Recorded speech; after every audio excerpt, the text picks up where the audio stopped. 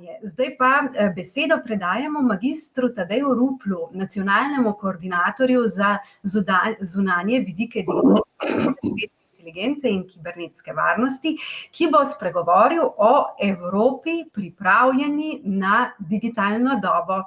Prisrčno pozdravljeni in spoštovani magister Tadej Rupel, beseda je vaša. Dober dan, pozdrav vsem skupaj.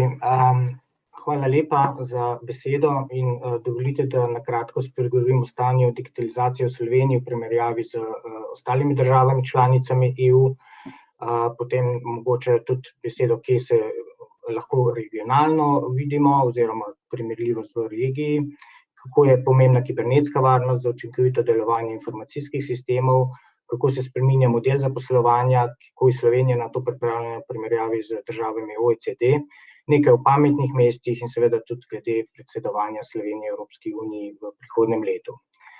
Po analizi našega UMAR-ja in tudi po EU kompozitnem indeksu, Slovenija po indeksu digitalnega gospodarstva in družbe se uvršča rahlo za povprečjem Evropske unije in beležimo razvoj digitalne konkurenčnosti držav članic, se v bistvu Slovenija danes zaseda 16. mesto med 27 državami članicami. Tako imenovani DESI indeks, Digital Economy and Society Index, nakazuje, da je Slovenija v zadnjih letih svoj zaostanek do povprečja EU malo celo povečala.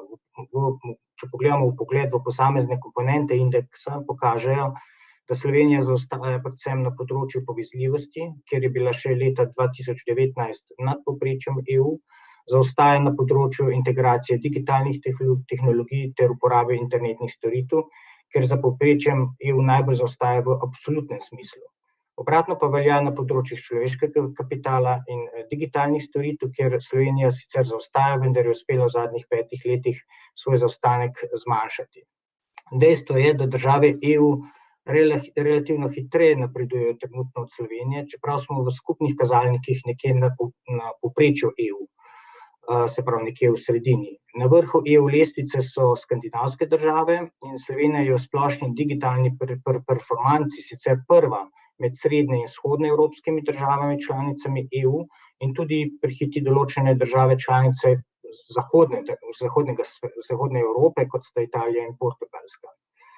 Cilj Slovenije znotraj Evropske unije je, da Evropa postane zdrava, bolj zdrava, pravičnejša in uspešnejša, hkrati pa si seveda želimo pospešiti njeno dolgoročno preobrazbo v okolju prijaznejše gospodarstvo, pripravljeno na digitalno dobo. Delovni program Evropske komisije vsebuje 6 glavnih ambicij in političnih usmeritev, med katerimi je poleg 5 tudi Evropa pripravljena na digitalno dobo.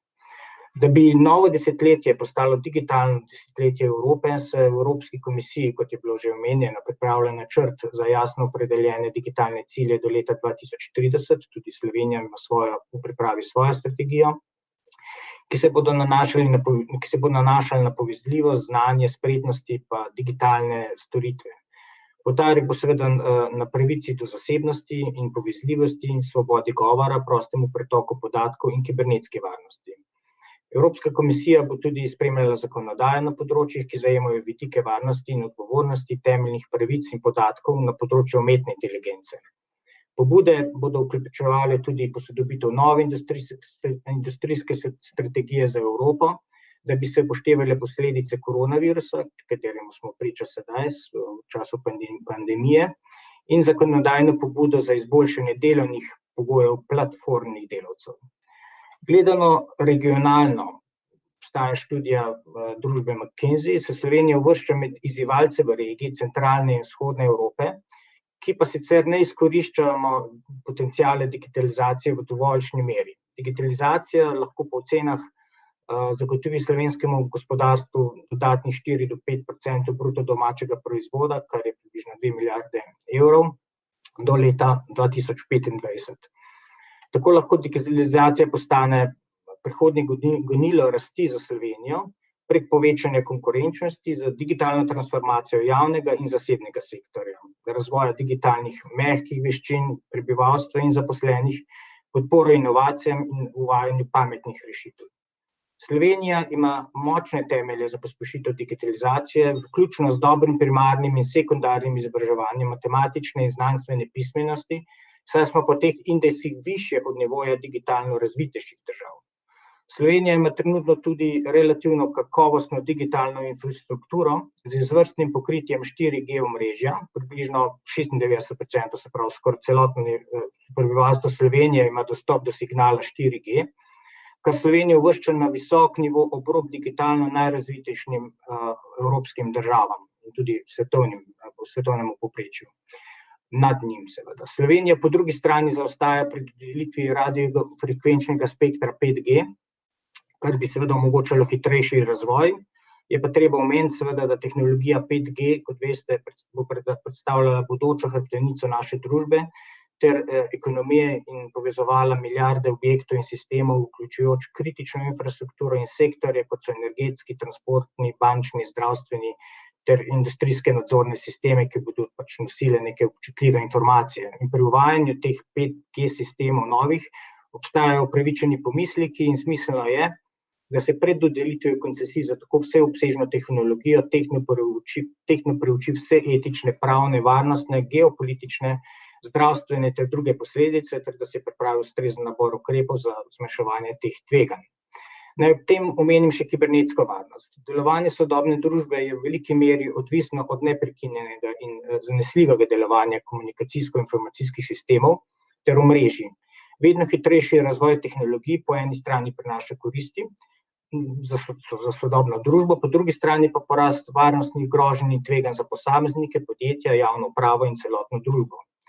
Motivi za zlorabo informacijsko-komunikacijskih tehnologij so izredno raznoliki in se kažejo tako v porastu kriminalne dejavnosti, kot tudi terorizma in prizadevanj za politično, gospodarsko in vojaško prevlado.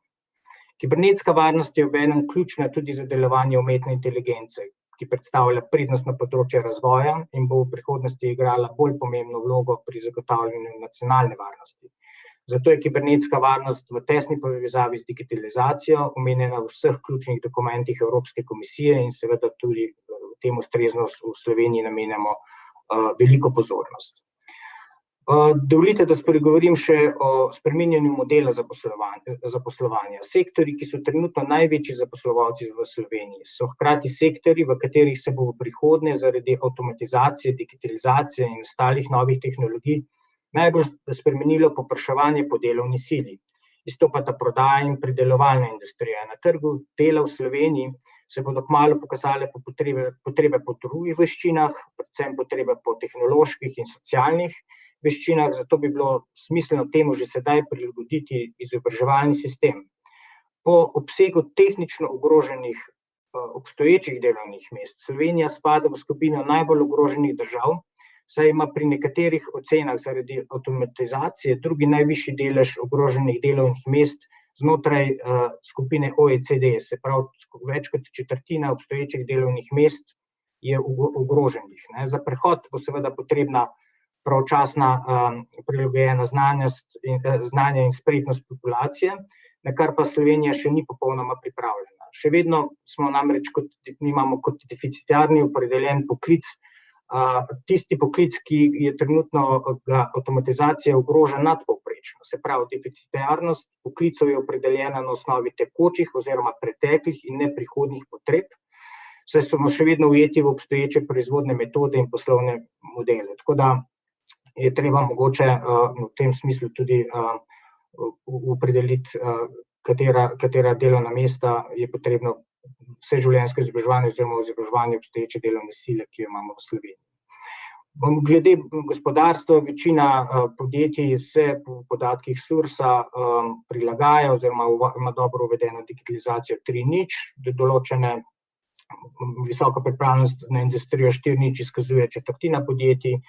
Seveda je to boljše pri večjih podjetjih, srednje nekoliko manj, najmanj pa mala podjetja, zato je majhnim in srednjim podjetjem potrebno namenjati tudi določeno pozornost in Ministrstvo za javno upravo v svoji strategiji seveda tudi to preko MGRT-ja ustrezno naslavlja. Se pravi, podjetja, ki digitalno preobrazbo usmerjajo v spodbujanje inovacij in višje kakovostne storitve, seveda dosegajo boljše rezultate. Če pogledamo nadalje še pametna mesta, kot vidimo v programu je tudi določena sredstva za to. V Sloveniji smo se s tematiko pametnih mest začeli ukvarjati v primerjavi z drugimi državami EU in sveta relativno pozno. Leta 2015 smo strategijo pametne specializacije predstavili in takrat je tudi 2015 je bil razglasitev prvega mesta, pametnega mesta Maribor. In smo v primerjavi s praksami iz tujine v majhnem zaostanku, tako da moramo biti na tem področju relativno naprednejši oziroma večjo pozornost morajo tudi lokalne skupnosti oziroma mestne občine temu nameniti. Imamo nekaj pametnih mest, poleg Maribora, Idrija, Ljubljana, Kranj in še nekatera mesta so začela z vlaganjem v ta mesta, ampak v primerjavi z evropskimi in svetovnimi mesti po kriteriju Smart City Governments med prvimi 50 mesti na svetu oziroma tudi v Evropi ni nobenega slovenskega pametnega mesta. Glede javne uprave, slovenska javna uprava je s prvo stopnjo digitalizacije začela zelo zgodaj, v letih 2002 do 2004, bili smo eni izmed prvih v Evropi, v EU in kasneje smo tem razvoju delno popustili. Jaz mislim, da je prav, da se temu pogleda zakaj. Slovenija zaseda trenutno v okviru EU 17. mesto po kazalniku kompozitnem indeksu DESI. 17. mesto, boljše rezultate dosega glede ponudbe storitev e-uprave, to je nad povprečjem EU, sta še naprej izpolnjevanje obrazcev e-uprave in možnost spletnega upravljanja administrativnih storitev pri glavnih življenjskih dogodkih. Obenem pa zaostajamo pri uporabi digitalnih javnih storitev za podjetja in deležu uporabnikov e-uprave, saj so digitalne poti teh storitev premalo poznane, mogoče malo več javne promocije temu, pa tudi postopki uporabe so ponavadi prezapleteni. Govorimo o kvalificiranih digitalnih potrdilih in tako naprej. Dovolite, da še na koncu na kratko omenim glede predsedovanja, nekaj je bilo že omenjeno s strani državnega sekretarja ravno kar. Digitalna transformacija je seveda poleg zelenega prehoda eden izmed dveh ključnih elementov gospodarske prenove Evropske unije. Glavni ukrepi Evropske komisije, da bi Evropa postala okolju prijaznejša, digitalno odpornejša, vključuje vodenje digitalne preobrazbe, zlasti na področju podatkov, tehnologije in infrastrukture. Do marca 2021, se pravi v naslednjih 3 mesecih, bo Evropska komisija predstavila tako imenovan celoviti digitalni kompas, ki bo določal konkretne digitalne ambicije EU do leta 2030. Ta kompas bo predvidoma vzpostavil sistem spremljanja evropskih strateških digitalnih zmogljivosti in sposobnosti. Kot je bilo omenjeno, bo tudi v okviru sklada za obnovo in odpornost na voljo za digitalni prehod vsaj 20% sredstev in mislim, da moramo kot Slovenija to ustrezno izkoristiti in mislim, da se vlada temu ustrezno posveča pozornost. Cilj slovenskega predsedovanja svetu na EU v drugi polovici leta 2021 na področju digitalizacije in umetne inteligence je uspešen razvoj digitalne družbe, z namenom izkoriščanja razvojnih priložnosti informacijsko-komunikacijske tehnologije, z namenom izboljšanja kvalitete življenja in seveda Slovenija ima ambicijo, da med drugim postane tudi mednarodno prepoznavna na področju uporabe in uvajanja inovativnih in naprednih digitalnih tehnologij. Razvoj umetne inteligence, ob tem bi omenil še na kratko, da je tukaj vzpostavljen mednarodni raziskovalni center za umetno inteligenco pri Inštitutu Jožef Štefan, ki pa je seveda deluje v okviru UNESCO-ta in je relativno, imamo dolgo zgodovino, več kot 40-letno zgodovino raziskav na področju umetne inteligence preko Inštituta Jožef Štefan in na to smo lahko ponosni in temu ustrezno tudi v zunanji politiki oziroma na Ministrstvu za zunanje zadeve skupaj z Inštitutom Jožef Štefan in Ministrstvom za šolstvo, ki je pristojno za UNESCO, delamo določeno promocijo v tem oziru. Želimo si seveda tudi v času predsedovanja narediti korak pri krepitvi strateške avtonomije in zmogljivosti Evropske unije pri spopadanju s krizami, med drugim tudi kibernetskimi napadi. Samo še besedo dve, ki bomo najbolj aktivni v času predsedovanja na področju digitalizacije. Kot rečeno, bomo posvetili pozornost razvoju odporne in neodvisne digitalne infrastrukture v EU. Vzpostavili bomo učinkovit podatkovni ekosistem, uvajanju novih digitalnih tehnologij in pospeševanje digitalne preobrazbe. Na področju umetne inteligence se bomo zavzemali za ustrezno celovito podporo umetni inteligenci na podlagi uporabe človeku prijaznih in etičnih vidikov in s tem povezanih spremenljivih protokolov. Krepili bomo digitalno dimenzijo celotne družbe na Svetu za konkurenčnost. Temu bomo namenili posebno pozornost, posebej še raziskavam in inovacijam in krepitvi notranjega trga za podjetja in potrošnike.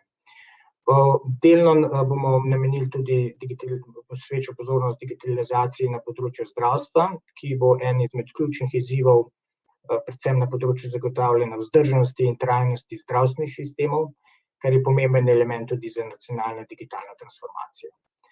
Na Svetu za izobraževanje, mladino in kulturo in šport bo Slovenija pristopila v okviru naslavljanja družbene preobrazbe, ki temelji na družbeno odgovornem izobraževanju, in potem še bo seveda zavzemali se bomo za vključevanje umetne inteligence v izobraževalne programe na vseh ravneh, od primarnega do vseživljenjskega izobraževanja.